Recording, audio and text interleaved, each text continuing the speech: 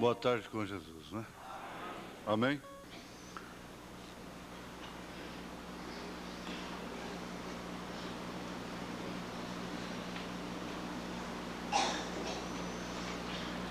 Aqui nós temos um testemunho de gratidão pela escola dominical de hoje.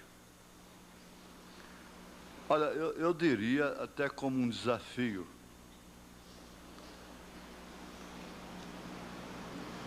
Até parece que um pouco de desamor, até um desamor-amor, né? As escolas dominicais, na verdade, principalmente, olha, eu estava fora pela lógica, pela razão, pelo direito, até pelo bom senso, eu não deveria estar aqui hoje. Tem quase 4 anos que eu não saio para descansar e fui na iminência de não estar nesse domingo aqui. Mas eu sabia que eu não podia ficar fora, vim com a intenção de voltar novamente e voltei ontem, certo, absolutamente convicto de que o meu povo vai ouvir somente aquilo que precisa de ouvir. Não é certo? Então aqui, ó, que coisinha mais bonita, mais animadora. Pastor Joaquim, por grandes motivos, faz muito tempo que eu não ia à escola dominical. Pastor, foi um grande presente que eu ganhei, porque hoje está fazendo 19 anos de casamento e a pregação foi sobre o casamento. Fiquei muito feliz e por isso eu agradeço ao nosso Senhor Jesus Cristo por ter guiado o Senhor, que é uma bênção para nós. Deus lhe abençoe, irmão ou irmã, não é? Vamos ficar de pé, irmãos. Um pouquinho de descanso os que estão assentados, não é? Eu disse hoje, a igreja repetiu em coro, unanimemente, coletivamente, que talvez nós nem teríamos a ceia hoje, não é? Mas tudo estaria pronto como está pronto. Agora, isso só virá a acontecer aqui no púlpito. Eu não é uma programação de suspender a ceia. O talvez ainda continua, né? Ainda continua, se Deus nos tomar no assunto aqui. E ele melhor do que nós entende a disposição, a submissão de cada irmão, de cada irmã, o desejo de participar da comunhão. Ele conhece, não é? Então vamos ler aí em São Mateus 5, verso 44 ao 48. São Mateus 5, né? Que foi anunciado. Verso 44 ao verso 48. E eu vou continuar com o assunto do casamento. Agora, preste bem atenção, esse assunto talvez vá até dezembro. Então, se você perde uma reunião dessa, talvez Deus possa dizer para você amanhã, quando você estiver buscando quaisquer recursos sobre o assunto, Ele pode dizer: o que você tem que buscar recursos se você não interessa a uma escola dominical dessa, você não interessa para esses estudos, essas coisas, não é que eu dou. Eu falo isso com respeito para com aqueles que definitivamente não podem, não é? E Ele sabe o porquê. Eu, porém, vos digo: amai a vossos inimigos, bendizei os que vos maldizem, fazei bem aos que vos odeiam, e orai pelos que vos maltratam e vos perseguem, para que sejais filhos do vosso Pai que está nos céus, porque faz que o seu sol se levante sobre maus e bons, e a chuva desça sobre justos e injustos. Pois se amardes os que vos amam, que galardão havereis? Não fazem os publicanos também o mesmo? E se saudardes unicamente os vossos irmãos, que fazeis demais? Não fazem os publicanos também assim? Sede vós, pois, perfeitos, como é perfeito o vosso Pai que está no céu, que está nos céus.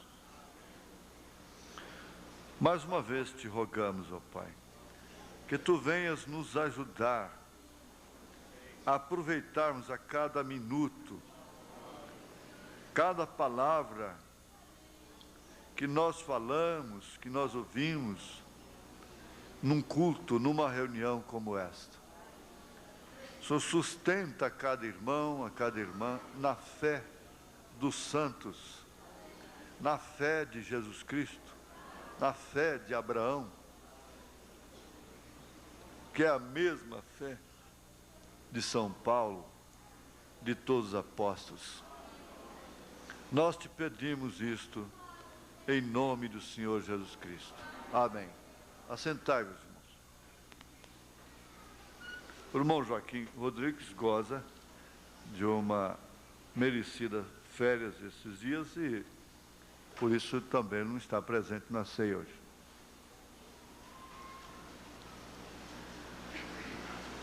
Vamos lembrar, escuta uma coisa, irmão Marconi, você estaria disposto a lembrar alguma coisa de manhã? Não? Irmão Rinaldo está disposto a lembrar alguma coisa de manhã? Se não está, não precisa. Está, irmão Rinaldo? Está? Faça favor. Faça favor pelos irmãos que não vieram na escola dominical.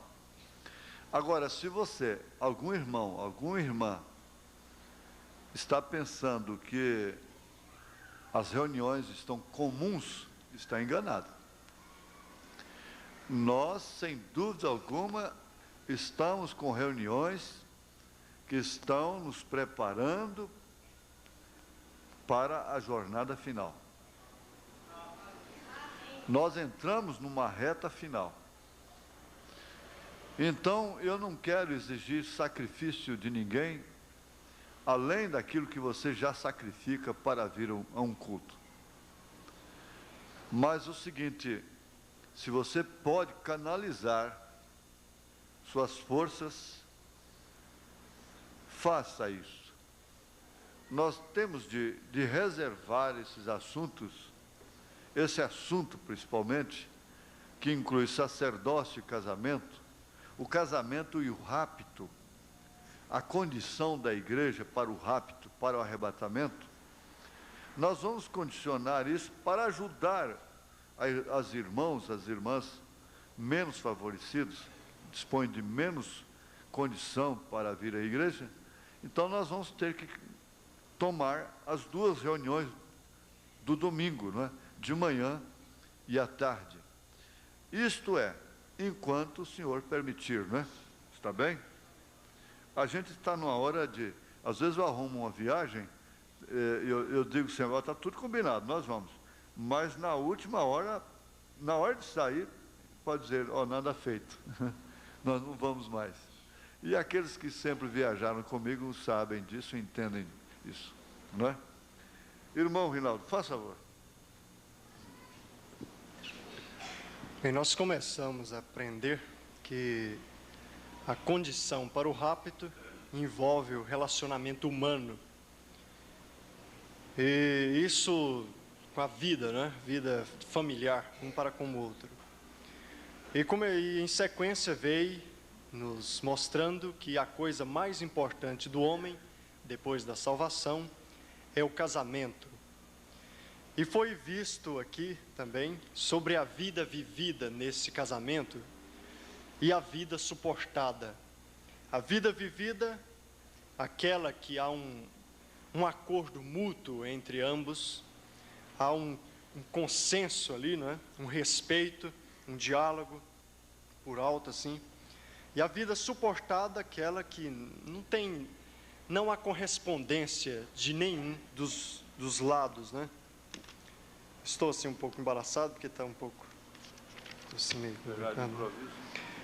Então, foi dito que muitos casamentos vão até o fim, mas são casamentos suportados, eles não foi um casamento normal. vão até a sepultura, mas é aquela guerra, né? Aquela coisa insuportável. E tivemos também a respeito do casamento normal e o casamento neurótico, que seria este casamento que todos nós almejamos, né? Que uma correspondência é o normal. E o casamento neurótico, aquele que não há correspondência, há sempre um atrito, há sempre uma discordância. Então, creio que foi. Muito bem. Muito obrigado, irmão Rinaldo. E o casamento neurótico, inclusive, ele promove uma hereditariedade. Fica hereditário, não é? Aquela família neurótica. Porque a criança já recebe aquilo no ventre da mãe, no berço. Então, fica aquela... Você entende como? Mas ele pode ir até o fim, inclusive suportado, não é? Porque é difícil um sensato viver com um neurótico, né? O sensato sofreria muito mais. Para não dizer, é difícil um sensato viver com um insensato. Quer dizer, o sensato viver com um louco, né? Então, se torna muito difícil para o sensato. Mas dois insensatos, então, podem ir longe, não? Entende? É meio difícil. E eu agradeço também um lembrete, um bilhete sobre Freud, não é? É o pai da psicanálise, não propriamente psicólogo, né? Muito obrigado. Agora, associando o útil com o agradável, nós vamos ter aqui um assunto que está muito relacionado com a igreja, porque Paulo disse aqui em Efésios capítulo 5, verso 32, depois de dizer, aconselhar as mulheres e aos maridos, dando o tipo de, assim como Cristo, né? Como Cristo entregou-se a si mesmo. Então, no verso 32 e 33, ele diz, grande esse mistério, digo, porém, a respeito de Cristo e da igreja. Quando ele falou do casamento do homem com da mulher, então ele estava fazendo um paralelo também de Cristo e da igreja. Grande esse mistério, então isso correu sempre em paralelo. O casamento do homem com a mulher, o casamento de Cristo e da igreja. E como seria o casamento de Cristo com a igreja? Então, assim também vós, cada um em particular, ame a sua própria mulher como a si mesmo, e a mulher reverencie o marido. Então, vai caminhar sempre com esse paralelo.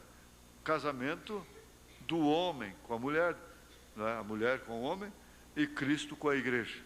Sempre esse paralelo. Agora, nós vamos ver aqui o que se entende como casal conjugal. Sob o ponto de vista psicológico, o casal conjugal estabelece uma estrutura que contém vínculos. Vínculos. Se não há vínculo entre um e outro, não existe nada entre si. Vínculo conjugal é mais que um simples elemento conector, que é tipo de um conector. Como que nós nos casamos, nós fomos no cartório e fomos na igreja, então temos uma conexão. É como enfiar um pino numa tomada, não é isso? Ele se passa e se estrutura dentro do espírito de cada um dos cônjuges. Agora, isso está ligado com aquele fato, o fator tempo, que vem de fato estabelecer o casamento. O fator tempo, que vai determinar se o casamento é normal ou é neurótico.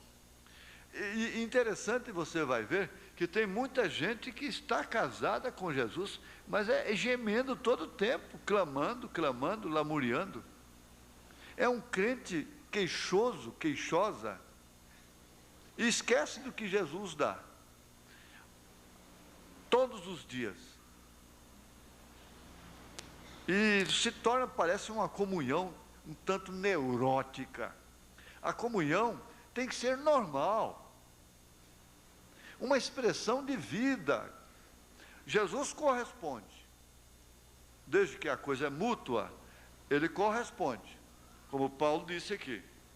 Vós, maridos, amai as vossas mulheres, como também Cristo amou a igreja. E vimos aqui que o amor trabalha. O amor é a maior força que existe. Nós não vamos tecer sobre amor. Mas sem amor não há fé, sem amor não se consegue nada. Não se consegue sucesso em ponto algum. Pois, olha, se você quer ser bem-sucedido, ame até os seus próprios inimigos. Agora, amar a pessoa como esposa é uma coisa. Amar um homem como esposo, como marido, também é uma coisa, não é? Agora, amar as pessoas, isso é indiferente. O irmão Branham disse: eu amo todas as irmãs aqui, só uma eu posso levar para casa. Não é verdade? Então é essa. Ele se passa e se estrutura dentro do espírito, o casal conjugal, de cada um dos cônjuges, para que se estabeleça um casal conjugal no plano psicológico. Você diz: olha, já vem com psicologia. Ninguém vive sem isso. Isso faz parte da vida humana. Está dentro da cacholinha, não adianta. É necessário que exista entre os dois, agora, entre aspas, eu. Esse problema do eu, aí agora é que entra a questão. A questão está exatamente no eu. Porque o eu, você vai lembrar, o maior inimigo que eu conheço chama-se William Marion Branham. Foi o que o irmão Branham expressou. E eu disse uma coisa que naturalmente ficou notada: eu não tenho medo de nada mais, só tenho medo de mim mesmo. Medo de mim eu tenho, porque envolve o eu. Eu. Agora, entre os dois, um psicológico, é necessário que exista, desculpe, um acordo implícito, é necessário que exista um acordo implícito, quer dizer, dentro, que lhes permita organizar um espaço temporal compartilhado, um espaço. Nós estamos numa dimensão que está sujeita a tempo. Então, há muitos processos. Aliás, o processo tem que ser tramitado. Ele tem que percorrer o seu curso devido.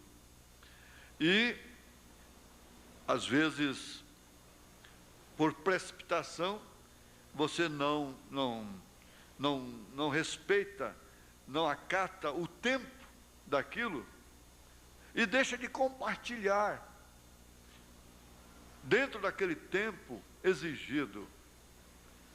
Lá na frente, muitos dizem: eu fui estúpida, com selvagem eu fui uma selvagem, eu fui um selvagem, fui um estúpido, uma estúpida, porque eu não soube compartilhar com ela durante aquele período.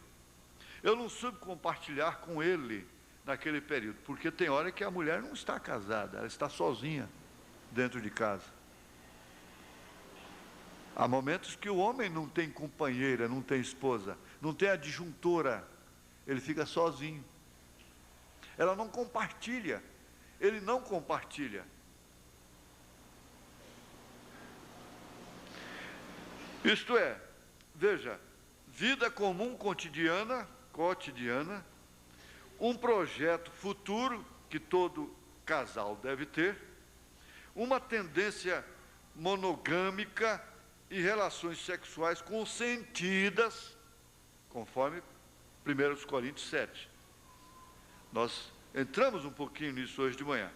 Cria-se assim o casal conjugal compartilhado, que é o ideal, que é o normal.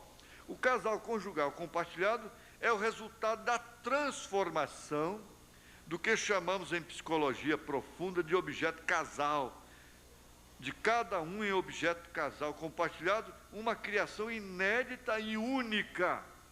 Cada casal é único em sua dinâmica própria. Mas o que acontece? A televisão padronizou o espírito dos casais. A televisão, a informação transmite. Então, a família não tem o estilo próprio de vida mais. Não tem princípio próprio. As famílias sustentavam princípios. Chamava-se princípios dos tamboretes. Isso quer dizer, princípio dos tamboretes é que os velhos se assentavam nas portas das casas ao cair do sol e lembravam de suas experiências passadas, enquanto as crianças brincavam à porta e pediam licença ofegantes. Chegavam ofegantes, mas pediam licença a eles para passarem no meio deles e entrarem em casa para tomar um copo d'água. Está certo? Então, isso não se trata de intelecto, de sabedoria humana. Isso está escrito na dimensão humana. E as famílias, então, tinham princípios. Hoje tem que ser padronizado. Por quê? Morar num conjunto de edifícios. Você pode ter seu estilo próprio de criação. Quando seus filhos têm que brincar, descerem no mesmo elevador, brincarem no mesmo parque. Nós tínhamos cada um seu quintal, cada um fazia o seu carrinho de roda de lobeira, bois de sabuco, boizinho de jiló, e essa coisa toda, e a criança tinha criatividade, e tinha deveres domésticos que contribuíam, ainda que de uma maneira pequena, mas relativamente grande, com a coesão do casamento, da família. Porque ela já ia lavar as vasilhas, ele já começava a tirar água e varrer a casa. E assim por diante. Fazendo essas coisas, moer o café. E assim por diante. Então, fazia-se, compartilhava. Os filhos compartilhavam desde novinhos nisso. Hoje não pode, é humanamente quase que impossível. O casal conjugal é fruto inicial da fascinação que deve existir, que é uma ilusão amorosa. É claro que tem que existir. O romance, a poesia da vida, a música. Isso não é criado por acaso. Não foi o diabo quem criou o romance. Não foi o diabo que criou mesmo a ilusão amorosa. O afã. Agora, o diabo simplesmente perverteu essas coisas. Espera um pouco que você vai entender como isso tem muita relação entre a igreja e Cristo. Veja, como Paulo diz. Então, uma ilusão amorosa que se desenvolve durante o namoro e noivado e que irá se transformando ao longo do convívio íntimo em fascinação do vínculo por ele mesmo, criando o compartilhado. Por isso, então, o cientista chega e diz: tanto o moço como a moça deveriam casar-se virgens.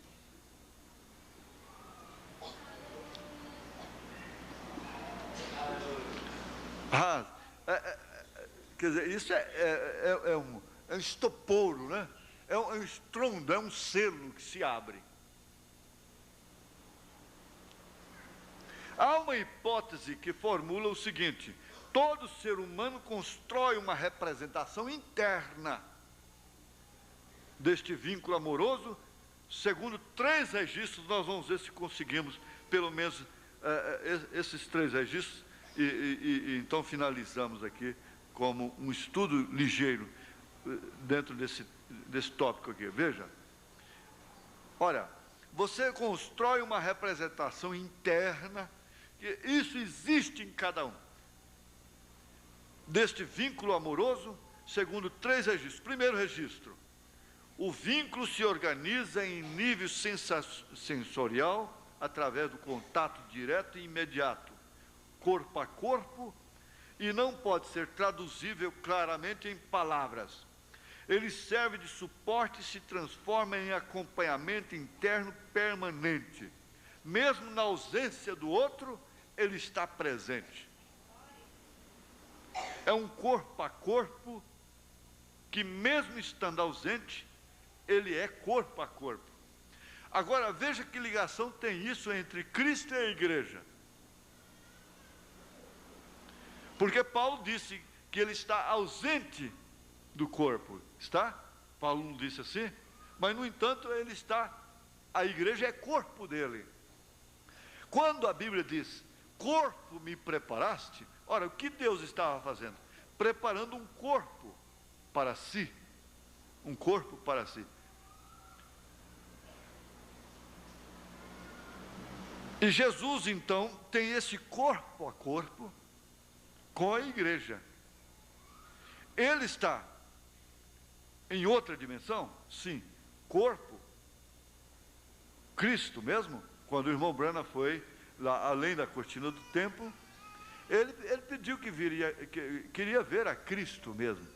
Então a voz disse, não, você não pode vê-lo agora, porque ele está mais acima, na 7ª dimensão. Mas eu pergunto, ele está aqui com você ou não está? Então eu disse, veja, então é um acompanhamento interno. É um acompanhamento interno do homem. Então Pedro vem e diz, o homem coberto no coração. O homem coberto no coração. É acompanhamento interno. Isso aí não precisa o legalismo. Ah, bom, eu sou honesto, então me exponho. A igreja não faz isso. A igreja não se expõe porque ela é honesta, porque Cristo está nela. Mesmo estando ausente, ele está presente. É uma linguagem de Paulo. Ele está presente com ela. Agora, a senhora que é casada, a senhora que tem o seu marido dentro de si, a senhora sabe o que está falando. O seu corpo a corpo não é só na cama. Me perdoe a expressão. Mas você entendeu perfeitamente. O marido, ele é velado pela mulher, onde ele vai, daí 10.000 quilômetros, do outro lado da terra, porque ela está nele. Então é um acompanhamento interno permanente. Olha, eu pelejo para te tirar de dentro de mim, não dou conta.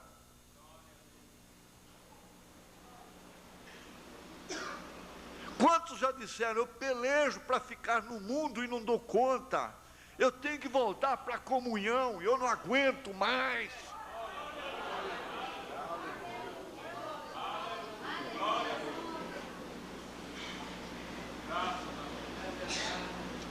Agora, mesmo Deus, o pai do filho pródigo, deixou. Se você ama alguém, dê liberdade para aquele alguém.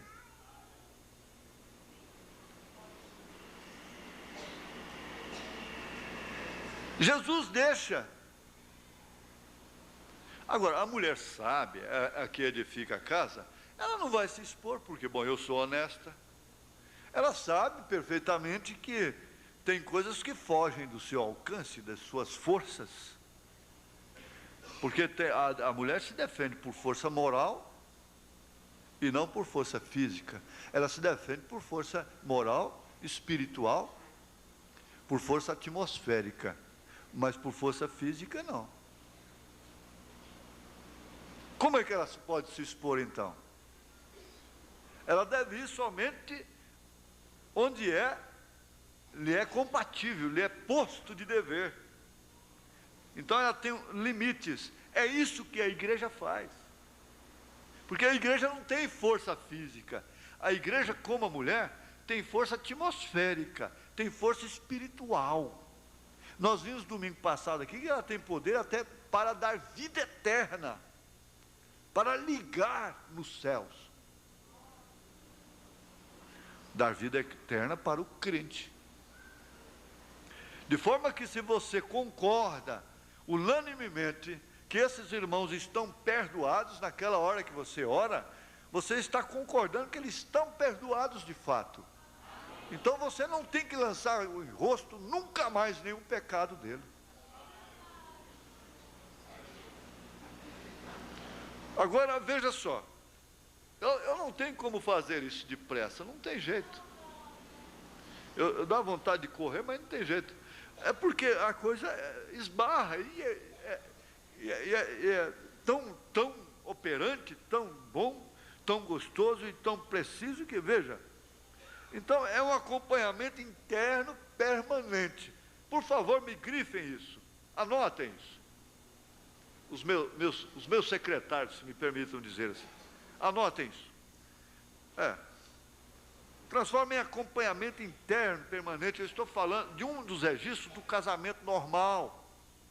Eu creio que o casamento da igreja com Cristo é um casamento normal, compartilhado, como ele se deu lá na cruz, ela se deu lá na arena, por ele também. Ela foi queimada viva.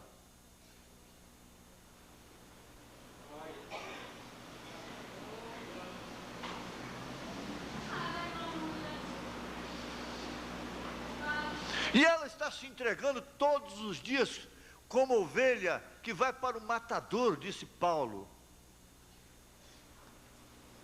Ela está se entregando por Cristo. Na pior das eras. Pior de todas as eras. Essa aqui. Então a moça vem e diz: olha, pastor, eu preciso aí de uma carta para mim não vestir short, não vestir saia curta lá no colégio. Eu não posso fazer isso. A Constituição está aí mandando os colégios respeitarem a fé. A Constituição brasileira manda. Agora, como é que um colégio pode fazer um regimento interno que está contra a Constituição? Se a Constituição manda respeitar a fé. Esse acompanhamento é interno seu. Essa conduta é interna, ela é subjetiva. Então, parou aquele negócio, olha, saia rachada, saia curta, saia isso, e colar e coisa e tal. Não tem que falar nada, porque essa vida com Cristo, ela é interna, ela é contínua. Você tem simplesmente de ser comprometida com Cristo, como esposa, só isso, mais nada. Então, transforme em acompanhamento interno permanente, mesmo na ausência do outro. Não é só na presença. Aquele que é fiel só na presença, esse é o hipócrita. Esse comportamento caracteriza o hipócrita. Existe lugar para o apóstata, mas não existe lugar para o hipócrita. Lá em cima, não tem jeito. O apóstata, ele sai do lugar, ele volta para o lugar. Grandes homens se apostataram, grandes mulheres, como Abraão, Noemi, mas você vê que tem o curso do retorno. O hipócrita não tem como fazer.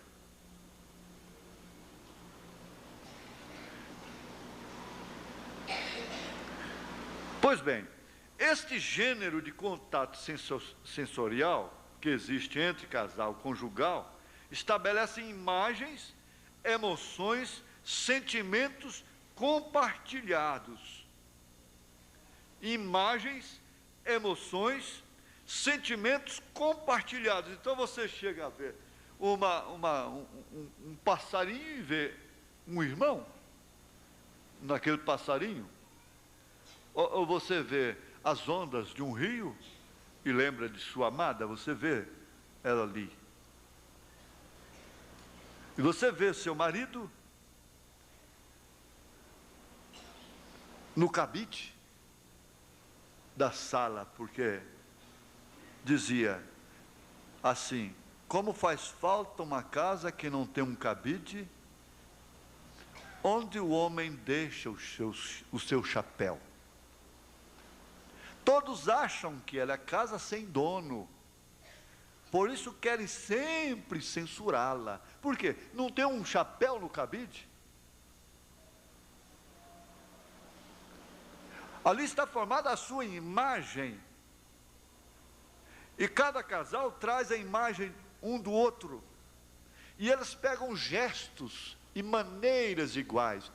Ananias e Safira ficaram tão casados na mentira, que morreram os dois juntos, na mesma mentira. E eles trazem a imagem do invisível, desse Paulo.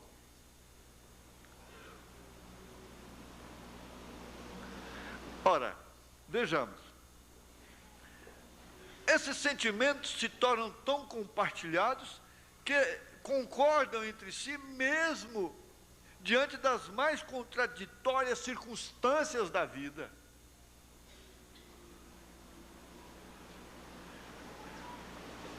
É que eu disse para uma senhora: olha, a senhora não está sendo sábia. Esse homem está lutando, está querendo acertar, e a senhora vai, deixa esse homem endurecer o coração, e depois a senhora vai ver o que vai acontecer.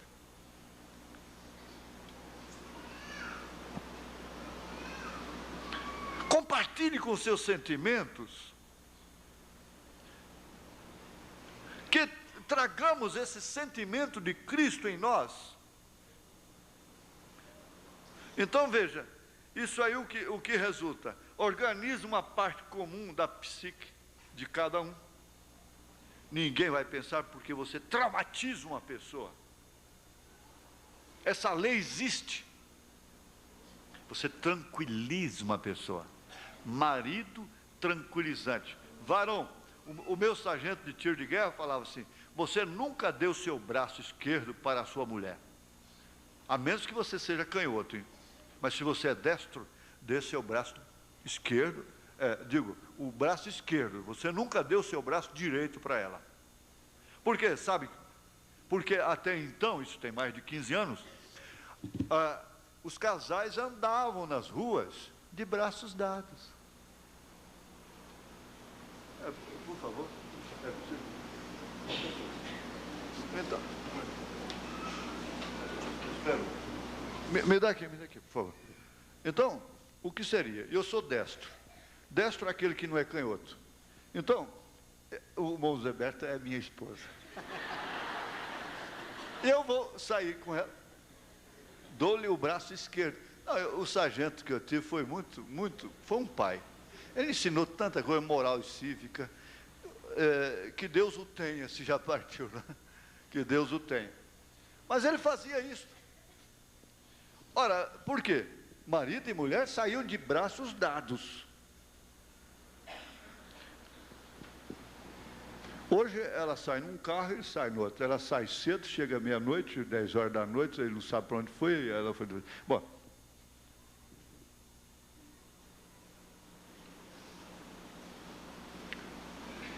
não dê o braço direito, a menos que você seja canhoto. Sabe por quê? Porque ele dizia: você tem que ter o braço de ação para protegê-la.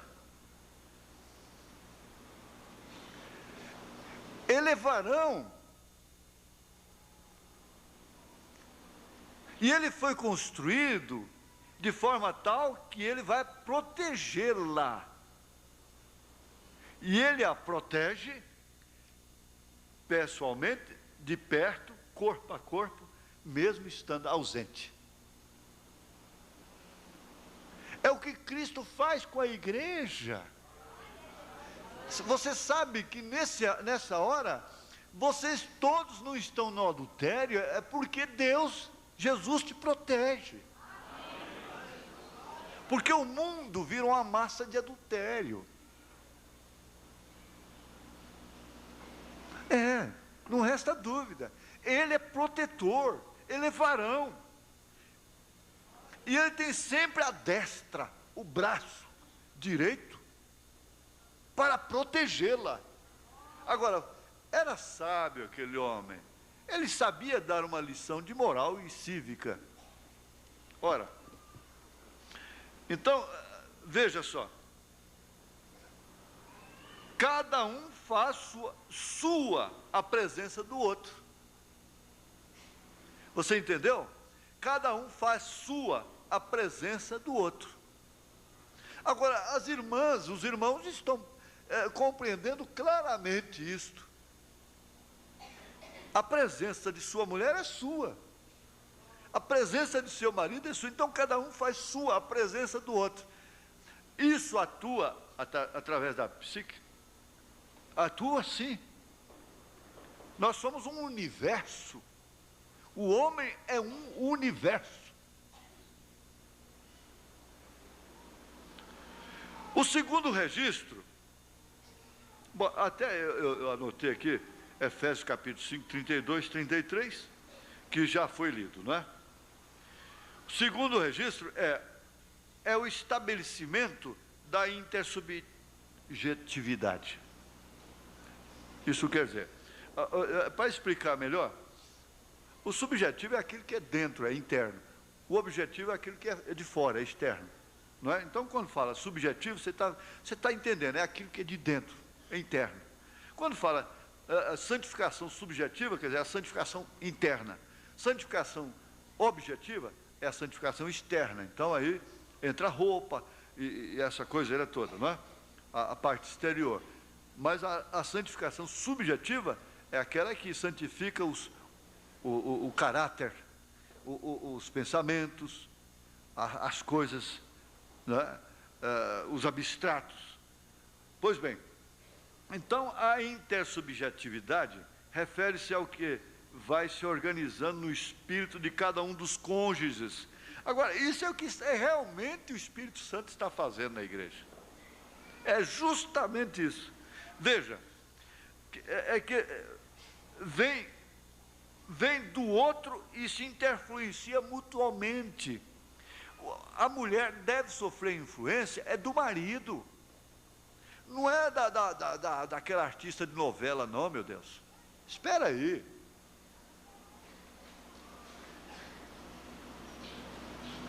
Ela deve sofrer influência, é de Cristo. A igreja deve sofrer influência, é de Cristo. É das santas mulheres, dos santos homens, dos apóstolos. A influência que nós devemos sofrer não é a do mundo, não é da moda.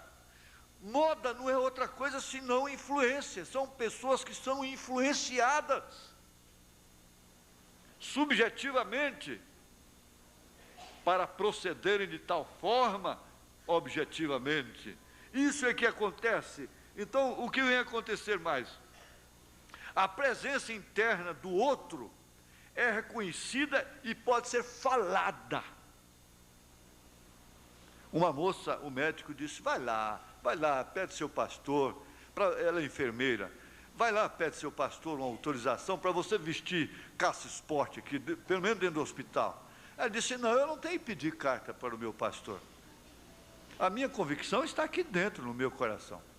Eu conheço a Bíblia, eu sei por que eu não visto calça esporte, doutor. Eu sei por quê. Eu sou esclarecida. Eu sei por quê. Eu não vou pedir carta para o meu pastor, não. Agora você vê como isso está subjetivo. Claramente. E eu conheço um homem que uma mulher muito bonita, linda, foi no seu escritório e praticamente o chamou. Ele disse, e ela ainda disse, olha, você deve ter muitas pessoas aí na minha condição, assim. Ele disse para ela, ele respondeu para ela assim, olha, você quer saber de uma coisa? A minha mulher está aqui. Está? Onde é que está? Ela está aqui. Ela está aqui, sou eu. E tem uma coisa, ela é muito mais bonita que você. Eu a conheço. Eu a conheço intimamente. Você eu não conheço, sei lá se você é igual a ela. Eu acredito que não é não. Faz favor, vai embora. Vai. Ó, abriu a porta e disse, vai embora, vai. Você é doido. Eu sou doido mesmo. Vai embora, sai daqui. Pronto.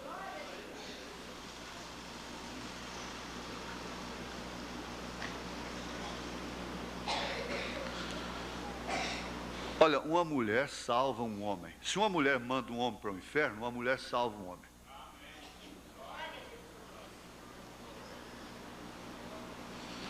A força da mulher é extraordinária, é bonita. A força dela é por personalidade, é por compreensão. Ela tem o dom inefável do carinho, da feminilidade. Por isso que, quando a mulher se porta como homem, ela está chutando o homem, porque o homem não gosta de homem. O homem gosta de mulher. E quando se porta como homem, não é certo. Vocês entendem, me perdoe a expressão. Então a presença interna do outro é reconhecida e pode ser falada. Agora, irmão Brando disse, olha, aquela moça casou-se lá em Louisville com um rapaz que tinha vida pregressa, assim, não é? E ele era novo convertido, ele chamou e disse, olha, eu sei que você teve uma vida difícil lá fora, no pecado, então faz o seguinte, se você não conseguir, você pecar, você não se afaste de mim, não, você vem, eu estou pronta para te perdoar. O profeta disse, ele nunca pôde fazer aquilo, porque ele pensou assim, veja a psique, o Espírito Santo trabalha na mente do homem. Onde foi que a serpente trabalhou? Foi na cabeça dela. Ele vai trabalhar na sua mão? Que jeito? Pois se a mão só pode se locomover através do consentimento da mente, então tem que trabalhar na mente. Então como é que nós vamos pular de fora quando se fala em psicologia? Agora, veja. A presença interna, vocês estão sombreando para mim, né? A presença interna do outro é reconhecida e pode ser falada. A presença do outro dentro de cada um. Um grande homem disse assim, um grande homem de Deus, ele disse, olha, vocês não procurem a Cristo ali, acolá, lá fora. Não procure a Cristo num grande pregador. Não faça isso. Ele está em você. Agora o irmão Brana vem e prega essa tremenda mensagem. Cristo, mistério de Deus revelado.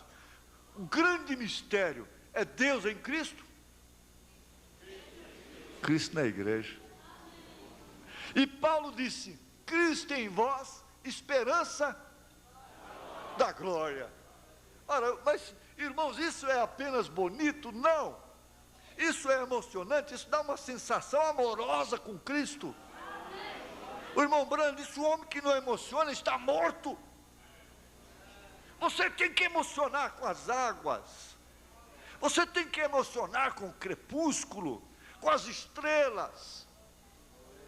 Ou então você vai ter que emocionar com a novela, que suja a alma, suja o espírito, suja a mente. E padroniza os princípios corruptos, adúlteros, pervertidos. Então, meu irmão, você não vai ter que brigar contra a televisão mais. Entrou isso lá dentro? Entrou. É um corpo estranho. Essas imagens são corpos estranhos entre o nosso casamento, isto é, entre a nossa comunhão que temos com Cristo.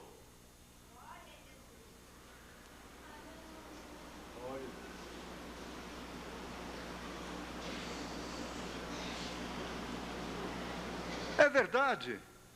Veja como isso é bonito. A presença interna do outro, digo, a presença do outro dentro de cada um, não será aceita em nível consciente e inconsciente, a não ser que ela responda à lei do desejo. Ah, mas como o irmão Brano é profeta mesmo, ele vem e diz, Deus vai te julgar pelo desejo que há no seu coração, que é o de prover. Ora, gente, espera aí, existem criações que é essa aqui, mulher, ei, me dá a toalha aí. Me dá a toalha aí. A mulher está lá no fogão fazendo comida, a mamadeira do menino, tem que ir lá, barriguda, um outro chorando, tem que levar a toalha para o marmanjo, lá no banheiro. É uma questão de princípio, não é? De berço, não é? Que custo tinha esse homem, ao ir para o banheiro, apanhar a sua toalha, sua roupa, seu roupão, e levar para o banheiro? Que custo tem? É uma questão de princípio. Agora, para ele significa tudo, que a mulher vá levar para ele lá no banheiro. Bom, mas e contudo eu digo, gente, isso não é que vai estragar um casamento. Com o tempo, ele pode entender que ela precisa ser poupada nesses detalhes, essas frações. São pequenas frações que fazem grandes somas, centavos e coisas assim. Então vai chegar o tempo que ele vai entender que ela pode ser poupada. Então tem que lavar os pés, lhe calçar os sapatos. Quando é um barrigudo reumático que não dá conta de calçar o sapato, então está bem que ela o faça.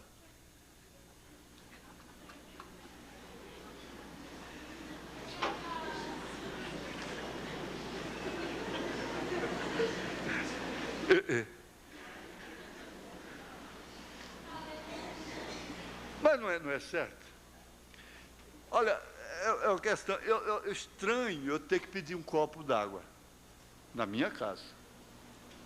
Eu estranho, até hoje eu estranho. Apanha água para mim. Por quê? Eu sempre fui criado apanhando água para os mais velhos. E cresci daquela forma.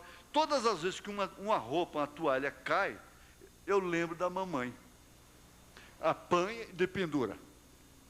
Faça favor, não tem que largar lá no chão. Então eu lembro da mamãe. Quer dizer, eu já estou quase saindo da adolescência já. E ainda lembro da mamãe.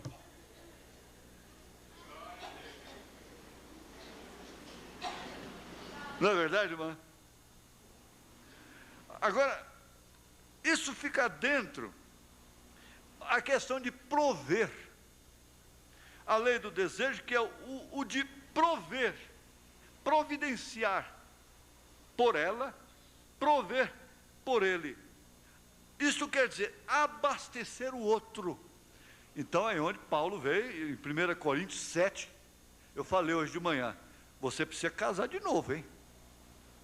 Casar com o seu marido, bem entendido, com sua mulher, com a mãe de seus filhos. Você precisa casar de novo.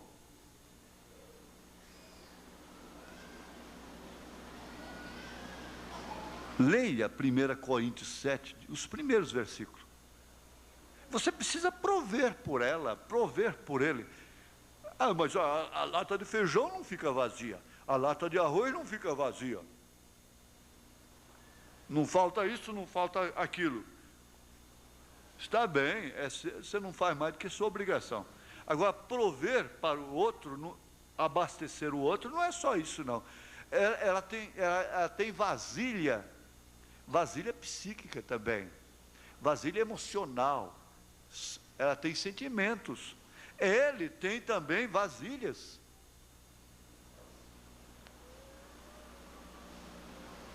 Agora, isso tem sido relaxado.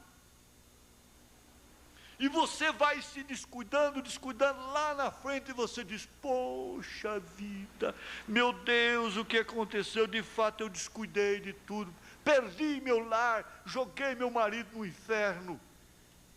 Dificilmente uma reconhece, mas eu tenho encontrado mulheres no escritório, uma senhora até nova, bonita, disse, não, eu fui culpada de tudo, pastor. Eu fui culpada de tudo. Foi eu que o empurrei. Eu descuidei. Eu não provi. Até mesmo a aparência. Não é a aparência vaidosa, ociosa, ansiosa, essa coisa assim, não. Não é isso, não. Mas é um tipo de relaxo, em determinados instantes da vida, que não é bom para o casal. Não é bom, mesmo pobre. O asseio influi demais. Tudo isso é muito bom. Então, abastecer o outro está formando um casamento com reciprocidade, com compartilhação, intersubjetividade. No casamento, tudo que um fizer será vivido pelo outro como a favor ou contra meu eu. Agora, você tem que aprender a comer um purê de macarrão para agradar a esposa. E devagarzinho você vai, isso é uma força de expressão, né?